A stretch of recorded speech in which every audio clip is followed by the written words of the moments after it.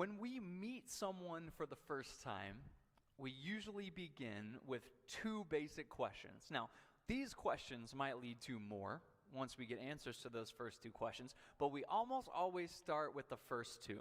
The first question usually is, what's your name? That's a good one, okay? If we're going to keep talking to this person, we probably need to know what to call them, right? So getting their name is a first good piece of information. We might be able to glean a little more information off of that. Like if we know someone by a similar name, or we happen to know an acquaintance or a family member through that name, we might get a little bit of information from that. But by and large, that's a pretty surface level question. The second question, though, it's the second question that I think we begin to know something more about a person, or at least we've convinced ourselves that we start to know something more about this person. And I think this question is a lot deeper than maybe we originally give it credit for. We may start with, what's your name? And then very quickly we ask, where are you from? Where are you from? And on a very surface level, of course, we are talking about location, right? But we're also talking about something, I think, a lot deeper than that. Where are you from? We're also asking, where did you come from? Where do you live? What kind of place has formed you? What kind of ideals have you been steeped in? Now, you may think, okay, Jared, that feels a little bit of a stretch. I'm just asking where you're from. For instance, what does your mind form? What kind of a picture forms in your mind if you were to ask somebody where they were from, and they said, oh, I'm a long ways from home. I'm from Brooklyn.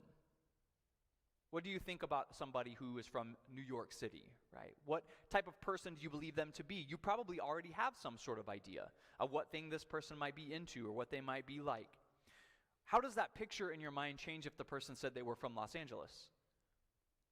Who are you forming in your mind at the moment? What type of person is this? What about if somebody said they were from Denver, Seattle, Tulsa, Edmond, Lawton, Gotebo, Pawnee? See, in my mind, I even started to try to say Gotebo and Pawnee in a little more of an Oklahoma accent because my mind tells me I already know something about those people, whether I do or not, right?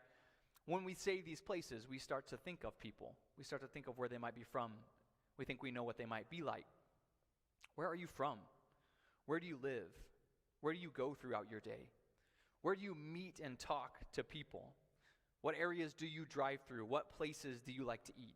Because where you live plays a role in who you are. In fact, we like to mark and commemorate the places that famous people once lived, almost as if to say, look at who this person became. They're from here. Maybe we had something to do with that. Okay, Ben, my clicker died this morning, so you're going to have to hang with me. So go ahead and click that next one. Does anybody know this house? Anybody? I thought maybe a couple of my OSU people might know this one. This one is actually, it just got taken down a few years ago.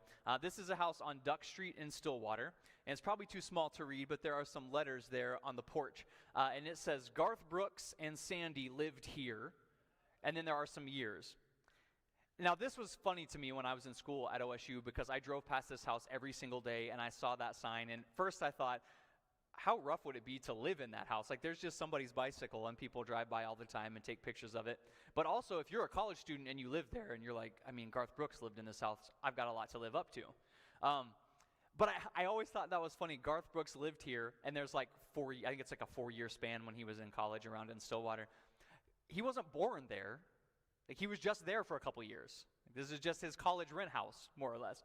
But we felt like we needed to denote it, right? Garth Brooks lived here for a while. Now, he's a pretty big deal, okay? So maybe that is something we might want to note. Think about the places you drive when you go into town. My hometown of Edmond, you pull in to Edmond, Oklahoma, and it says, welcome to Edmond. And then right beneath that, home of Shannon Miller. She's a big deal, right? But we want to claim that. She is from here. Maybe in a way we helped form what she became. Where are you from? Where do you live? We're now in week 7, if you want to hit that next slide, thanks Ben, of our word study series. A series in which we're digging in deep to study the word that John presents to us in the introduction to his gospel. And in this process, we're asking ourselves, what can we learn about this word? What can we learn about Jesus through John chapter 1? We find out that in the beginning was the Word. The Word was God. In him was life. In him was light. And the light overcomes the darkness. The world did not recognize him, we're told. But if one did recognize him, they had the opportunity to become children of God. All of this is incredible. These are some amazing things that are said about Jesus in the first 13 verses of John chapter 1. They're enough to camp out on and meditate on for a long time. But what comes next, what we're going to talk about today, might be the most unbelievable thing we will read in John chapter 1. It might be the most awe-inspiring truth that we study. It might be the most telling thing about who our God is and what our God is like. If you want to read along, we'll read from John chapter 1, and we'll begin in verse 1. In the beginning was the Word, and the Word was with God, and the Word was God. He was with God in the beginning. Through him all things were made. Without him nothing was made that has been made. In him was life, and that life was the light of all mankind. The light shines in the darkness, and the darkness has not overcome it. There was a man sent from God whose name was John. He came as a witness to testify concerning that light, so that through him all might believe. He himself was not the light. He came only as a witness to the light. The true light that gives light to everyone was coming into the world. He was in the world, and though the world was made through him, the world did not recognize him. He came to that which was his own, but his own did not receive him.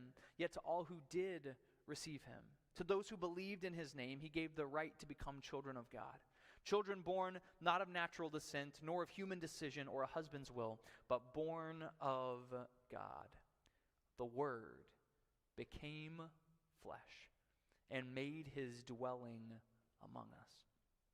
The Word became flesh and made his dwelling among us. The Word became flesh and made his dwelling among us. John is going to use a word here, an old word, one that we've heard before several times, but most likely in a much older context.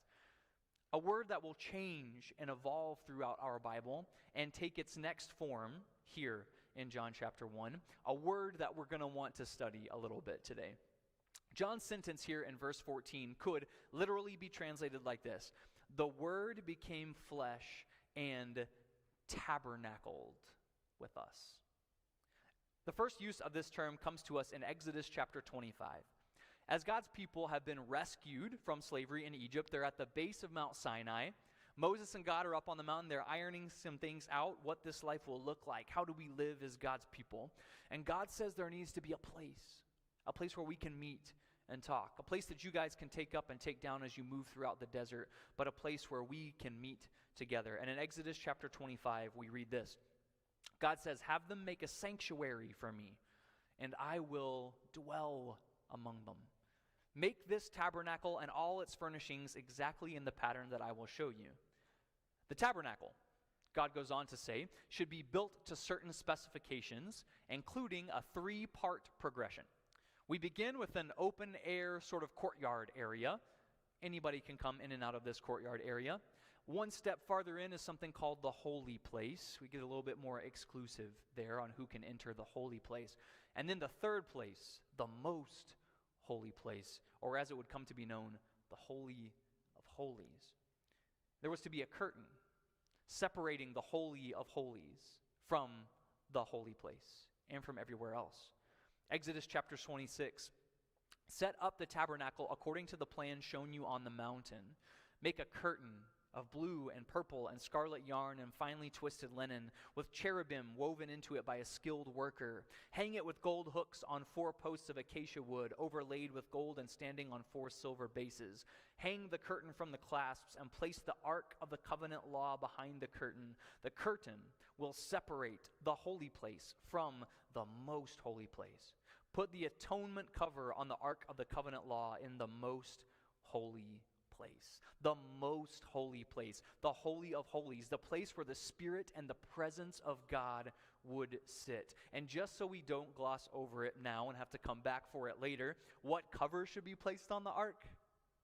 The atonement cover. And so as the Israelites moved throughout the desert, this Hamishkan, this tent of meeting, this tabernacle went with them. They broke it down, carried it to the next spot. When they stopped, they raised it up again. And as they settled in Canaan then and found a more permanent home, the structure changed from something nomadic to something a little more permanent, from a tent to a temple. A temple with the same three-part structure: a courtyard, a holy place, a most holy place, and a curtain that separated the holy place from the most holy place. And again, as one moved through the temple, those areas got more and more exclusive until, in fact, there was only one person allowed to enter the Holy of Holies. One person allowed to enter the most holy place, and only he was allowed to enter it one time a year on a holiday in the Jewish calendar called Yom Kippur, or the Day of Atonement. In Leviticus 16, God outlines this process. It's crazy. Aaron had to go through so many steps just to enter the Holy of Holies. It involves sacrifices and 7 sprinkles of the blood for that sacrifice, and it's meticulous. And God says this is for good reason, though, so that Aaron doesn't die. Because you can't just waltz into the presence of God. You can't just waltz into the place where the Spirit of God sits. You have to take these certain steps to get there. The tent becomes a temple. The temple, as we read further on in our Bible, becomes the synagogue, the place of learning and worship and atonement. As this concept continues to change physical form throughout our Bible, the purpose remains the same. There, in the Holy of Holies, dwells the presence of God. There, God tabernacles with his people. That dwelling, the idea that God would, in whatever way he could, be with his people, has always been his goal. In Zechariah chapter 2, we read, "Shout and be glad, daughter Zion, for I am coming, and I will live among you, declares the Lord. Many nations will be joined with the Lord in that day and will become my people. I will live among you, and you will know that the Lord Almighty has sent me to you. The Lord will inherit Judah as his portion in the Holy Land and will again choose Jerusalem.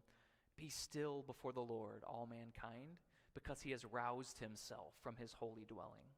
Ezekiel 37, "I will make a covenant of peace with them. It will be an everlasting covenant. I will establish and increase their numbers. I will put my sanctuary among them forever. My dwelling place will be with them.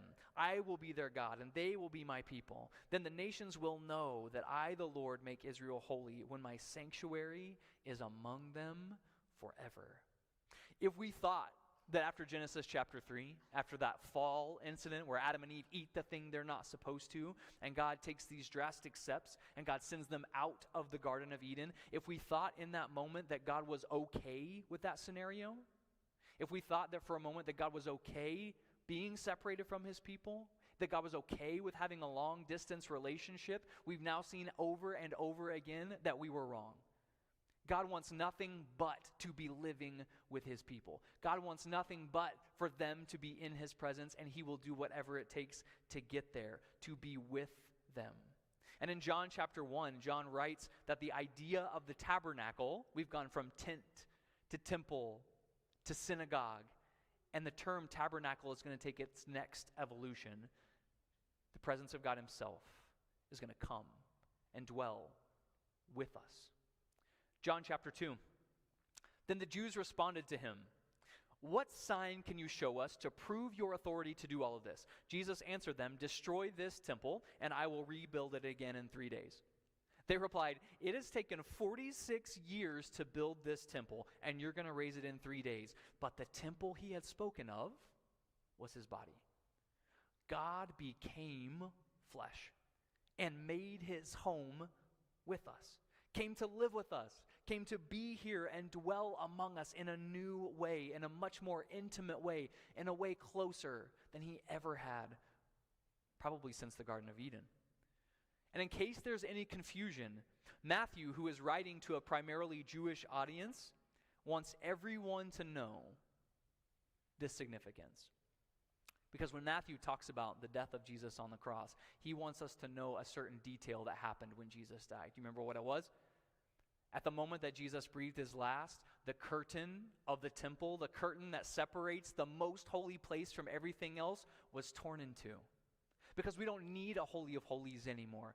The Spirit of God is not confined to a place. We don't have to go through the rituals to get to him anymore. That barrier of one place after another, the barriers of exclusivity have gone away. We don't need that anymore. The curtain has been torn. The Spirit of God is now with us.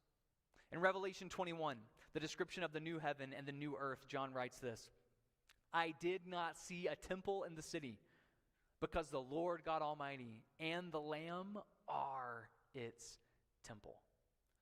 The Word became flesh and made his dwelling among us. Here's the thing about those little historic marker houses. People like Garth Brooks don't still live in those houses, right? Wouldn't it be weird if of all of the fame and all of the accolades that Garth Brooks has attained, he's living in his college rent house on Duck Street? That would be weird. As these people grow and as they become more famous, they leave those humble beginnings. Brad Pitt doesn't still live in Shawnee. Carrie Underwood doesn't live in Chakotah. Johnny Bench doesn't still live in Binger. Our own Mary Hampton is from Binger. She got to meet Johnny Bench recently. He was back in town visiting his hometown. Pam was talking about it, said they pulled up to the gas station in Binger, and there were some men standing outside talking. And when they looked at the men standing outside talking, there was one that stuck out like a sore thumb. And he had a Hawaiian shirt on and kind of a taxi cab driver's hat on. And she thought, that guy does not belong here. He does not look like everybody else standing around in that circle. That guy was Johnny Bench, a guy who was born right there in Binger. Looked like he didn't even belong there anymore, right? They've transcended those small places. Sometimes they don't even look like they fit in. And this is the great reversal in John chapter 1:14, the revelation about the nature of God. John just spent the first 13 verses describing the incredible divinity of Jesus. He was God. He was with God. The world is created through him, and he came here. That Word, the Word became flesh and made his dwelling here, among us, with you, with me. Go in that truth today. Go in that revelation today. God has never stopped and will never stop pursuing his people. God will never stop trying to be with his people. God has never stopped and will never stop trying to pursue you and pursue me.